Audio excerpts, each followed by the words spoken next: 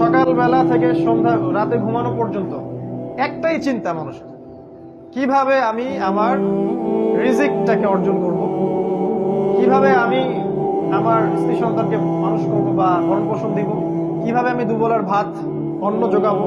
এখানে যেন মানুষ বাঁচার জন্য লড়াই করে, সকাল থেকে সন্ধ্যা পর্যন্ত ছুটছে আর ছুটছে।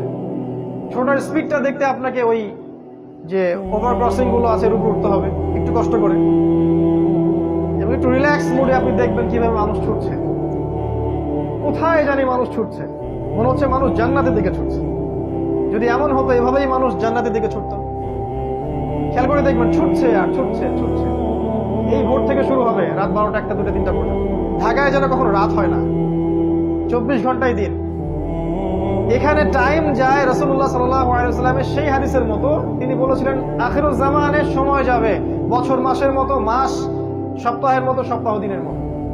ঢাকায় যেন সময় তাকে আটকানো যায় না, সময়ের মধ্যে বারাকা নাই।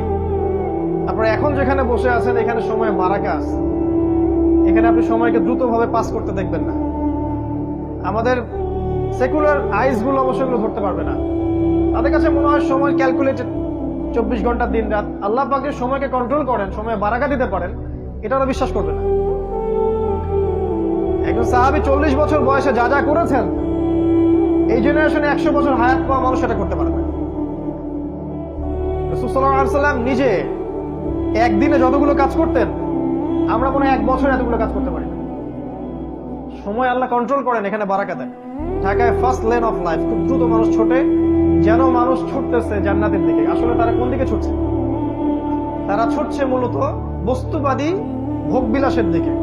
আল্লাহ পাক যেগুলো বলেছেন, যুয়িনা লিন-নাস হুব্বুশ শাহাওয়াতি মিনান নিসা, এই যে 6টা বিষয় বা 5টা বিষয় আল্লাহ পাক বলেছেন, এগুলোর পিছনে মানুষ ছোটে। খাওয়া, পড়া, ভরণ পোষণ, আরেকটু প্রোগ্রেস, আরেকটু স্ট্যাটাসকে বাড়ানো যায় কিভাবে, আমার আছে 1 কোটি টাকা, কেমন করে এটা 2 কোটি হবে, আমার 5 তলা বিল্ডিং আছে, কেমন করে এটা 10 তলা হয়। এই বস্তুবাদিতার দিকে ঢাকা ছুটছে। আপনি জানেন কিনা এটা কিয়ামতের একটা আলামত, এটা আখিরুজ জামানে কিয়ামতের বড় একটা সাইন, যে মানুষ দুনিয়ার পিছনে ছুটবে, দিন থেকে মানুষ সরে যাবে।